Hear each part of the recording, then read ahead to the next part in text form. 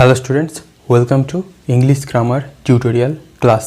আজকের ক্লাসে আমরা ডু ভার্বের ফিউচার টেন্স সম্পর্কে ডিটেলে আলোচনা করব। এর আগের ক্লাসে আমরা প্রেজেন্ট আর পাস্ট সম্পর্কে ডিটেলে আলোচনা করে নিয়েছি। আমি তোমাদেরকে কি বলেছি, ডু ভার্বের আন্ডারে বি আর হ্যাভ ভার্ব ছাড়া যত অ্যাকশন ভার্ব আছে যেটার মাধ্যমে কিছু করা বোঝায় তা সবই ডু ভার্বের আন্ডারে পড়ে, যেটা আমরা ডিটেলে আলোচনা করে নিয়েছি। তাহলে চলো দেখা যাক। ফিউচার ইনডিফিনিট টেন্স আমরা কখন ব্যবহার করব?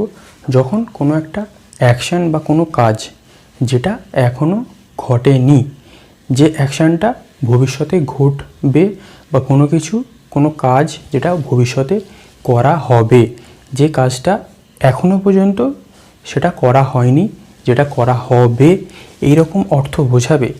সেই রকম আমরা সেন্টেন্স যখন বলবো বা লিখবো তখন আমরা ফিউচার ইনডিফিনিট টেন্সের ব্যবহার করব। তাহলে দেখা যাক সেন্টেন্স স্ট্রাকচারটা কেমন হবে। প্রথমে থাকবে সাবজেক্ট, তারপরে শ্যাল অথবা উইল অক্সিলারি ভার্ব, তারপরে present form of main verb, main ভার্বের প্রেজেন্ট ফর্ম সেটা যে ভার্বই হোক না কেন, তারপরে অবজেক্টস বা কমপ্লিমেন্টস যেগুলো আমরা লিখে থাকি। তাহলে আমরা ভার্বের বিভিন্ন ফর্ম কি জানি? Present write, past wrote, past participle written, present participle writing. এটা শ্যাল আর উইল হচ্ছে অক্সিলারি হিসাবে ব্যবহৃত হয়েছে, মোডাল অক্সিলারি, যেটা আমরা ভবিষ্যৎকাল বোঝানোর জন্য ব্যবহার করব। আর তারপরে তো আমরা মেন ভার্বের প্রেজেন্ট ফর্ম, যেমন রাইট, এটা হচ্ছে মেন ভার্বের প্রেজেন্ট ফর্ম। এছাড়া তোমরা আরও যে কোনো ভার্ব লিখতে পারো। এবারে দেখা যাক first person, second person, third person আর সিঙ্গুলার প্লুরাল নাম্বার অনুযায়ী আমাদের সেন্টেন্স স্ট্রাকচার কেমন হবে। আই শ্যাল রাইট, আমি লিখব। উই শ্যাল রাইট, আমরা লিখব। ইউ উইল রাইট, তুমি লিখবে। ইউ উইল রাইট, তোমরা লিখবে। থার্ড পারসনের ক্ষেত্রে কি আমরা জানি? He, she, it. He will write, সে লিখবে। দে উইল রাইট, তাহারা লিখবে। এবার নাউনের ক্ষেত্রে কি? দ্য বয় উইল রাইট, ছেলেটি লিখবে। দ্য গার্ল উইল রাইট, মেয়েটি লিখবে। দ্য গার্লস উইল রাইট, মেয়েগুলো লিখবে। The boys will write. তাহলে এখানে আমরা এমনই একটা অ্যাকশান বোঝাচ্ছি যে অ্যাকশানটা এখনও পর্যন্ত ঘটেনি, যে অ্যাকশানটা পরে ঘটবে। আরেকটা জিনিস জেনে রাখো, এই আয়ের পরে আমরা যে শ্যাল আর উইয়ের পরে শ্যাল ইউজ করেছি, মডার্ন ডে ইংলিশ গ্রামারে আমরা আয়ের পরে উইল, শ্যাল, আয়ের পরে উইল, উইয়ের পরে উইল ব্যবহার করে থাকি, কিন্তু সেকেন্ড পারসন, থার্ড পারসনের ক্ষেত্রে আমরা কখনো শ্যালের ব্যবহার করব না, সবসময় উইলের ব্যবহার করব। এই হলো আমাদের সেন্টেন্স স্ট্রাকচার। আমি এখানে রাইট ভার্বটা নিয়েছি ডু ভার্বের আন্ডারে অ্যাকশন ভার্ব, যাতে তোমরা টেন্সটাকে খুব সহজে বুঝতে পারো। আমি প্রেজেন্ট, পাস্ট, ফিউচার তিনটে ক্ষেত্রেই আমি শুধুমাত্র রাইট ওয়ার্ডটা নিয়েছি, কিন্তু আমরা যখন এক্সাম্পল দেখেছি তখন আমরা ডু ভার্বের আন্ডারে আরও যেসব অ্যাকশন ভার্ব থাকে সেগুলো নিয়েও আলোচনা করেছি। তাই ফিউচার ইনডিফিনিট টেন্সের ক্ষেত্রেও আমরা সেই একইভাবে আলোচনা করব। তাহলে এক্সাম্পলগুলো দেখা যাক। যেমন আই শ্যাল রাইট এ বুক বা আই উইল রাইট এ বুক, দুটোই ঠিক। তাহলে কি আমি একটি বই লিখব, বা I shall write a novel, আমি একটি নোভেল লিখব বা স্টোরি, একটা গল্প লিখব। উই শ্যাল হতে পারে অথবা উইলও হতে পারে। We shall go to America, আমরা আমেরিকাতে যাব। We will do the work, আমরা কাজটা করব। They will come to meet me, তারা আমার সাথে দেখা করতে আসবে। ইউ উইল লার্ন টেন্স, তুমি টেন্স শিখবে। Sourav will buy a car, Sourav একটি গাড়ি কিনবে, বা বাইক বা মোবাইল যে কোনো কিছু হতে পারে। ইট উইল রেন সুন, শীঘ্রই বৃষ্টি আসবে। ধরো এখন মেঘলা হচ্ছে, আমরা বলছি ইট উইল রেন সুন, তার মানে কিছুক্ষণ পরে হয়তো বৃষ্টি আসবে, কিন্তু এখনও আসেনি। The teacher will teach me tense, শিক্ষক আমায় টেন্স শেখাবেন, এখনও শেখানো হয়নি, শেখাবেন, কিন্তু আমরা তো শিখছি, we are learning. Clear? The sky will grow cloudy, আকাশ মেঘাচ্ছন্ন হবে। Clear? Our school will open tomorrow, আমাদের স্কুল আগামীকাল খুলবে। ধরো অনেক দিন ছুটি ছিল, আজকে আমরা বলছি যে hour school will open tomorrow, আমাদের স্কুল কাল খুলবে। Father will bring biryani in the evening, বাবা সন্ধেবেলায় বিরিয়ানি আনবে। তাহলে এইরকমভাবে কিন্তু আমরা ফিউচার ইনডিফিনিট টেন্স তৈরি করলাম, যেখানে আমরা ফিউচার বোঝাতে গিয়ে ইনডিফিনিটে আমরা কি অক্সিলারি ব্যবহার করলাম, শ্যাল আর উইল। এটাকে মোডাল অক্সিলারি বলে, যেটা আমরা পরবর্তীকালে টেন্সের পরে আরও ডিটেলে শিখব। কিন্তু শ্যাল আর উইল কেন ব্যবহার করা হয় এটা জেনে রাখো, যে আমরা ফিউচার টেন্স বা ভবিষ্যতের কোনো কথা বোঝানোর জন্য শ্যাল অথবা উইলের ব্যবহার করি। তাহলে শ্যাল অথবা উইলের পর আমরা কি লিখেছি, মেন ভার্বের প্রেজেন্ট ফর্ম, সেটা যে ভার্বই হোক না কেন। এখানে আমরা গো লিখেছি, এখানে do, come, learn, buy, rain, teach, grow, open, bring, সবকটাই আমরা প্রেজেন্ট ফর্ম লিখেছি অক্সিলারি বা মোডাল অক্সিলারির পর। তাহলে আমাদের ফিউচার ইনডিফিনিটের কনসেপ্ট আশা করছি ক্লিয়ার, যে কখন আমরা ফিউচার ইনডিফিনিট টেন্সের ব্যবহার করব। তাহলে এরপরের ক্লাসে আমরা ফিউচার কন্টিনিউয়াস সম্পর্কে আরও ডিটেলসে জেনে নেব। তাহলে এখন আমরা ফিউচার কন্টিনিউয়াস টেন্স সম্পর্কে জেনে নেব। ফিউচার কন্টিনিউয়াস টেন্স আমরা কখন ব্যবহার করব, যখন ভবিষ্যতে কোনো একটা কাজ বা কোনো কিছু হতে থাকবে বা কেউ কিছু করতে থাকবে। কোনো একটা অ্যাকশন বা কোনো কাজ বা কেউ কিছু করতে থাকবে বা কিছু হতে থাকবে, ক্লিয়ার? সেটা কিন্তু কন্টিনিউ করতে থাকবে ভবিষ্যতে। উদাহরণ কেমন, ধরো এখন সকাল, তোমরা এখন পড়ছো, এটা হচ্ছে ইউ আর রিডিং, এটা হচ্ছে প্রেজেন্ট কন্টিনিউয়াস। ধরো এই ভিডিওটাই তোমরা সন্ধেবেলা দেখতে থাকবে। এখন দেখছো, এটা প্রেজেন্ট কন্টিনিউয়াস। সন্ধেবেলা এই ভিডিওটা তোমরা দেখতে থাকবে, ওটা হয়ে গেল ফিউচার কন্টিনিউয়াস। এই গেল কনসেপ্ট, আশা করছি বুঝতে পারছো। তাহলে এবার আমাদের সেন্টেন্স স্ট্রাকচারে চলে আসা যাক। প্রথমে হবে সাবজেক্ট, তারপরে শ্যাল বি অথবা will be, auxiliary verb, present participle form of main verb, main ভার্বের প্রেজেন্ট পার্টিসিপাল ফর্ম, তাহলে সেটা কি রাইটিং। এবার যেসব কমপ্লিমেন্টস বা অবজেক্টস আমরা লিখি সেগুলো তো আমরা লিখতেই পারি। তাহলে এই শ্যাল বি অথবা উইল বি, বিটা কোত্থেকে এলো, বি ভার্ব থেকে।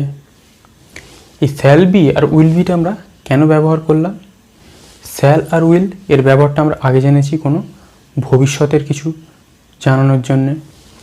কন্টিনিউয়াসে আমরা শ্যাল বি অথবা উইল বি অক্সিলারি হিসাবে ব্যবহার করব। এই অক্সিলারিটা মেন ভার্বকে সাহায্য করবে ফিউচার কন্টিনিউয়াস টেন্স তৈরি করতে, ক্লিয়ার? তাহলে এবার আমাদের first person, second person, third person, singular, plural, number অনুযায়ী সেন্টেন্স স্ট্রাকচার দেখা যাক। আই শ্যাল বি রাইটিং, আমি লিখতে থাকবো। ধরো কেউ তোমাকে বলল, এখন তুমি কি করছো, আমি লিখছি। সন্ধেবেলা তুমি কি করবে, তখনও আমি লিখতেই থাকবো। তাহলে ভবিষ্যতে আমি কিছু করতে থাকছি, এটাই হচ্ছে future continuous, clear? I shall B writing, আমি লিখতে থাকবো।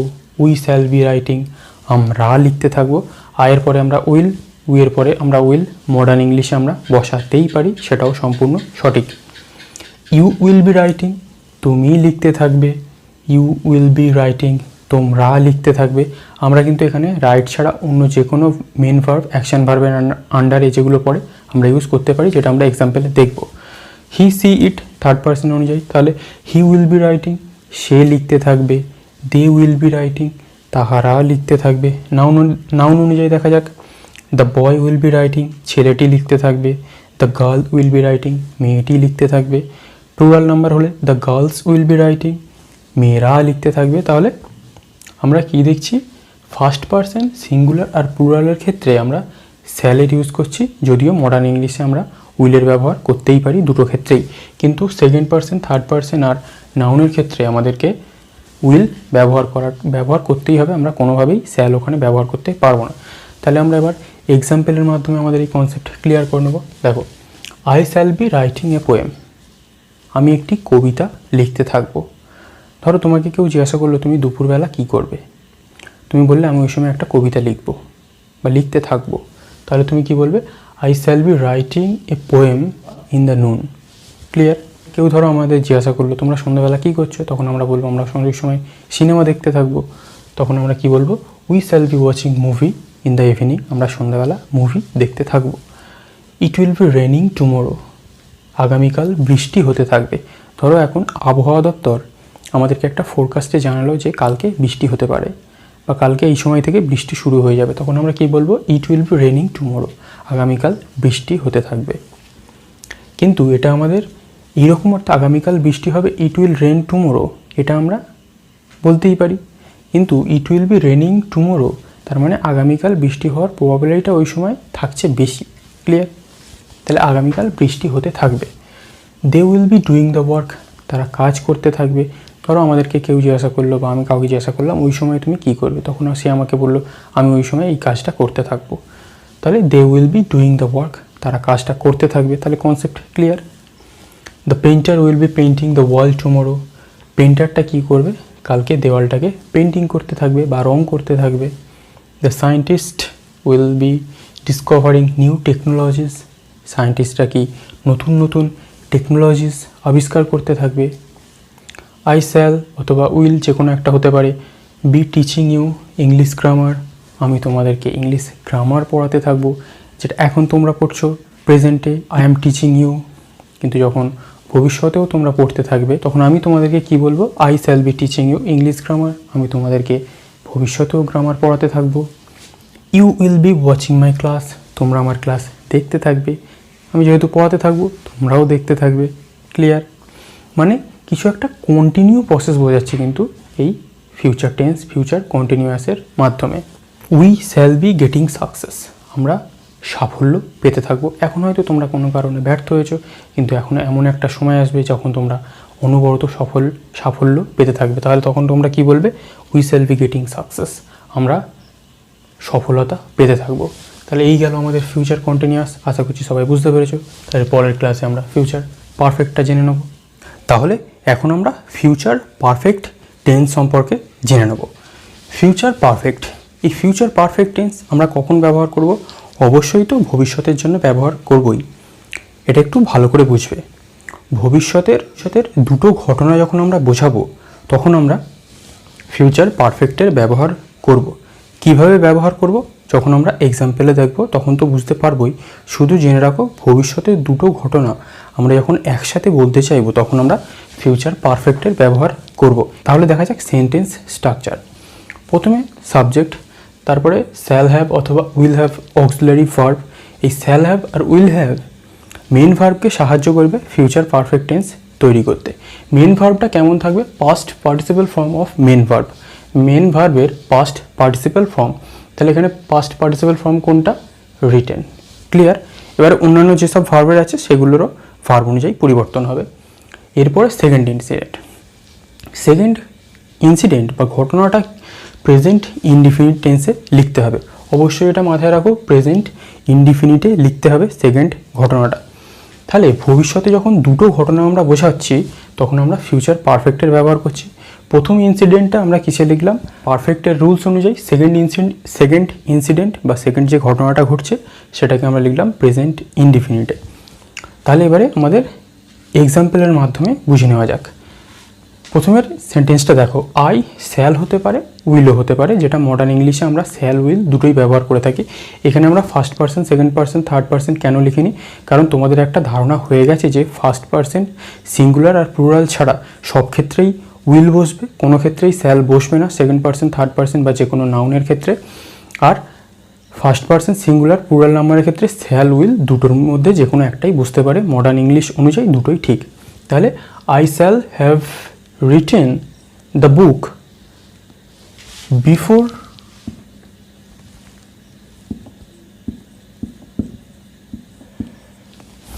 I shall have written the book before the new year starts.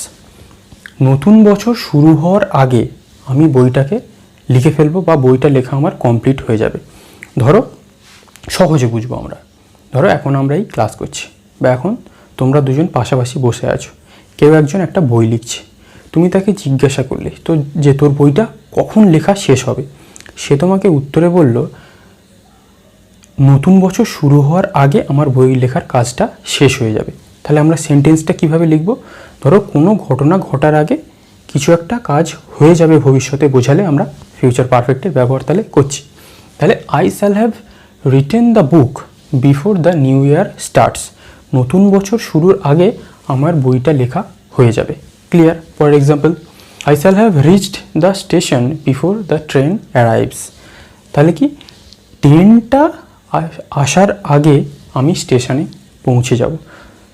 সহজভাবে বোঝা যাক, ধরো তুমি কোথাও যাচ্ছ, কেউ তোমায় প্রশ্ন করলো যে তুই কখন ওখানে পৌঁছাবি যাতে তোর ট্রেন মিস না হয়ে যায়, তাড়াতাড়ি পৌঁছে যাস। তখন তুমি কী বলবে? I shall have reached the station before the train arrives. Train আসার আগে আমি পৌঁছে যাব। ক্লিয়ার? পরেরটা দেখা যাক।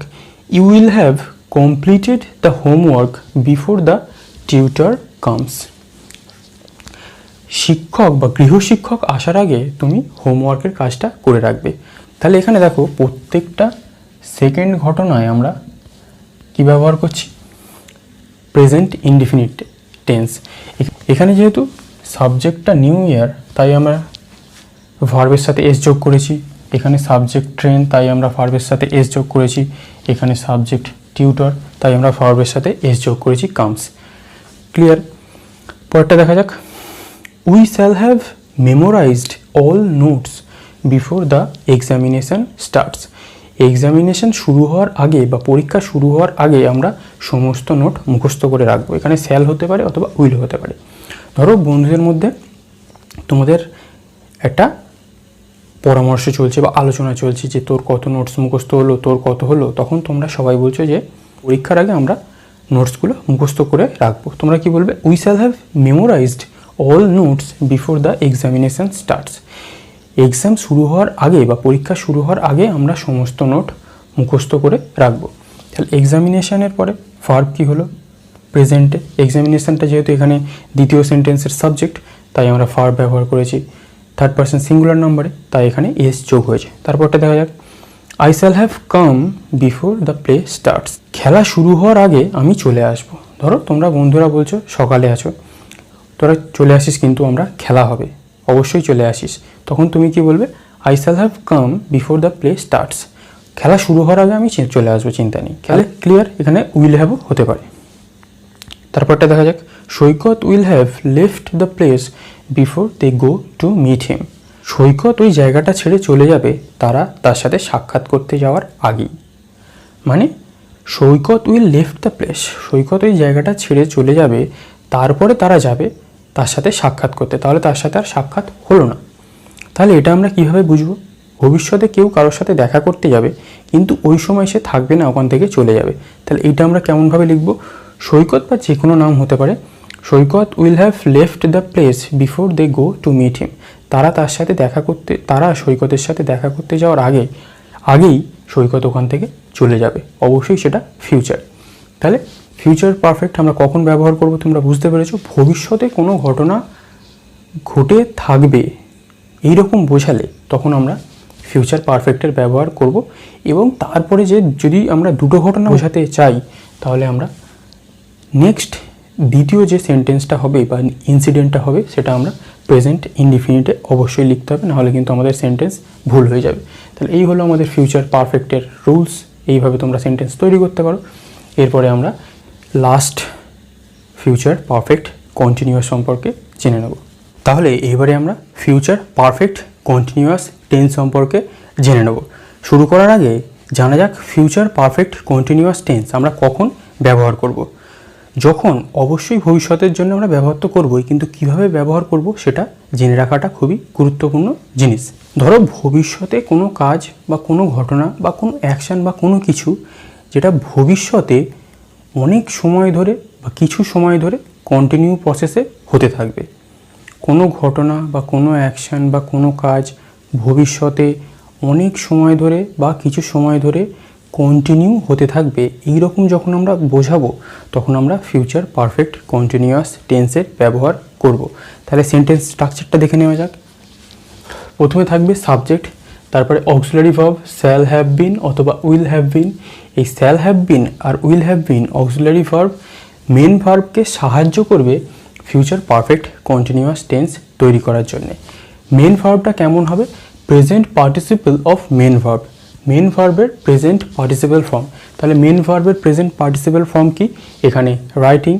আর বিভিন্ন ভার্বের ক্ষেত্রে বিভিন্ন রকম হবে, যেটা আমি তোমাদেরকে বলেছি তোমাদের অনেক ভার্ব মুখস্থ করতে হবে।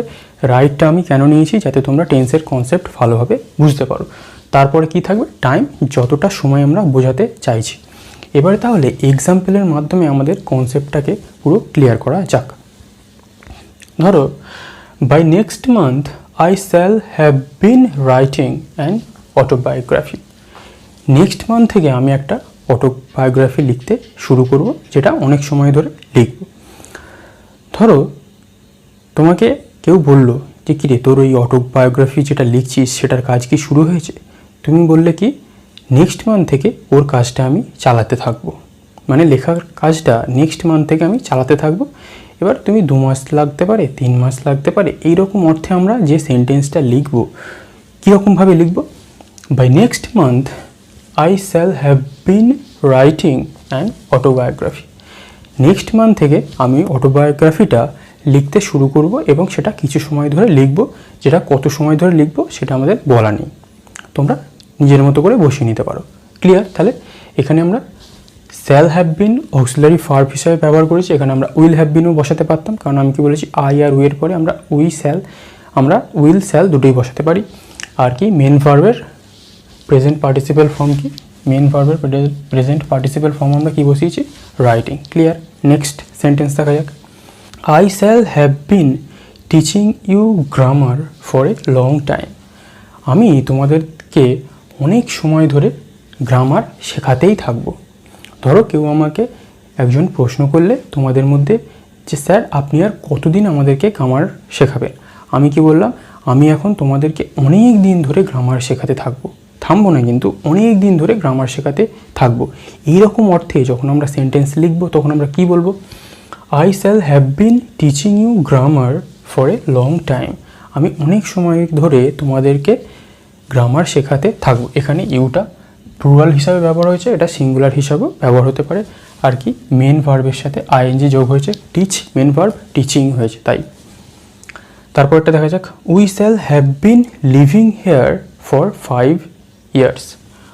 আমরা এখানে আর 5 বছর থাকবো। ধরো, কেউ তোমাকে বলল, ধরো তুমি কোনো চাকরি সূত্রে বা কোনো সূত্রে বাইরে গেছো এবং সেখানে 5 বছর থাকবে।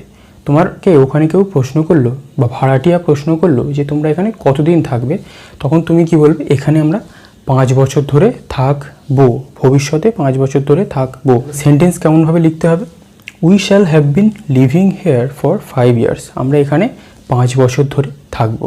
ক্লিয়ার? তারপরটা দেখা যাক, the students will have been studying BA অথবা ডিগ্রি কোর্স, বা যে কোনো কোর্স লিখতে পারো, ফর দ্য নেক্সট 3 years। স্টুডেন্টসরা নেক্সট 3 বছর ধরে বিএ বা ডিগ্রি কোর্স পড়তে থাকবে, বা ইঞ্জিনিয়ারিং হতে পারে বা যে কোনো কোর্স হতে পারে, সেটা তারা 3 বছর ধরে ওখানে পড়তে থাকবে বা পড়বে। তাহলে ওখানে কন্টিনিউ পড়তে থাকবে 3 বছর ধরে। ধরো তোমাকে কেউ বললো ওই কোর্সটা কতদিন ধরে চলবে, তুমি বললে 3 বছর ধরে ওই কোর্সটা চলবে। তাহলে তুমি কি বলবে, the student I will have been studying BA অথবা degree course for the next 3 years। আমি ওই কোর্স 3 বছর ধরে পড়তে থাকবো। ক্লিয়ার? তারপরটা দেখা যাক, my son will have been preparing for competitive examination for 3 হতে পারে অথবা 4 years। আমার সন্তান 3 বছর ধরে কম্পিটিটিভ পরীক্ষার জন্য প্রস্তুতি নিতে থাকবে।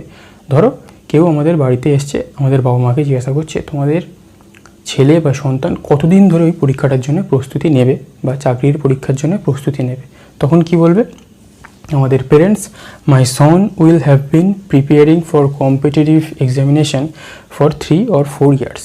আমাদের সন্তান 3 বছর ধরে কম্পিটিটিভ এক্সামিনেশনটার জন্য প্রস্তুতি নেবে। ক্লিয়ার? তাহলে এই তো গেল আমাদের ফিউচার পারফেক্ট কন্টিনিউয়াস টেন্সের কনসেপ্ট। এর সাথে সাথে আমাদের টেন্সের চ্যাপ্টার সম্পূর্ণভাবে শেষ হচ্ছে। আমরা be verb, have verb, do verb, 3টে ভার্বের টেন্স সম্পূর্ণ শিখলাম। ডু ভার্বের আন্ডারে আমরা যেসব অ্যাকশন ভার্ব ছিল সেই ভার্বগুলো নিয়ে কীভাবে আমরা টেন্স তৈরি করব সেটাও শিখলাম। আশা করছি এই রকমভাবে টেন্স তোমরা আজ পর্যন্ত কোথাও শেখোনি, এত ডিটেলে এত কনসেপ্ট ক্লিয়ার করে। আশা করছি আমি তোমাদেরকে তোমাদের কনসেপ্ট, তোমাদের তোমাদের যে ডাউটস ছিল সেগুলো ক্লিয়ার করতে পেরেছি টেন্সের মাধ্যমে। এবার তোমাদের কাজ হবে নিয়মিত প্র্যাকটিস, কারণ practice makes a man perfect. Practice ছাড়া আজ পর্যন্ত কেউ কিছু শিখতে পারেনি, সেটা যে কোনো ফিল্ডেই হোক। আর ইংরেজি গ্রামারের ক্ষেত্রেও সেটাই প্রযোজ্য। প্র্যাকটিস ছাড়া তুমি কিছুই শিখতে পারবে না, এটা একদম ধরেই রাখো। তাই যত বেশি প্র্যাকটিস করবে তত তোমাদের কনসেপ্ট সম্পর্কে বেশি ধারণা তৈরি হবে। এর সাথে সাথে তোমরা অনেক রকম ভার্ব বা বিভিন্ন ভোকাবুলারি মুখস্থ করতে থাকবে সেন্টেন্স স্ট্রাকচার অনুযায়ী, সেই সেন্টেন্সগুলোকে অ্যাপ্লাই করতে থাকবে। দেখবে তোমরা কত অনায়াসে ইংলিশ লিখতে পারছো, যে কোনো টপিকের ওপর তোমরা ইংলিশ লিখতে পারবে, বলতে পারবে। তার জন্য তোমাদের ভোকাবুলারি অবশ্যই মুখস্থ করতে হবে, কারণ ভোকাবুলারি মুখস্থ ছাড়া আর কোনো টেকনিক নেই। আর ভোকাবুলারি মুখস্থ করে যখন তোমরা সেই ভোকাবুলারি অনুযায়ী সেন্টেন্স স্ট্রাকচার করবে, তখন দেখবে তোমরা ইংরেজি তোমাদের দখল কত বেড়ে গেছে। তোমরা ইংরেজিতে খুব ভালোভাবে লিখতে পারবে, বলতে পারবে। তাহলে আশা করছি তোমাদের সব কটা টেন্সের ক্লাস ভালো লেগেছে, আমি তোমাদেরকে কনসেপ্ট ক্লিয়ার করতে পেরেছি। তাহলে এরপরে আমাদের অন্য কোনো চ্যাপ্টারে দেখা হবে। আপাতত থ্যাংক ইউ ফর ওয়াচিং।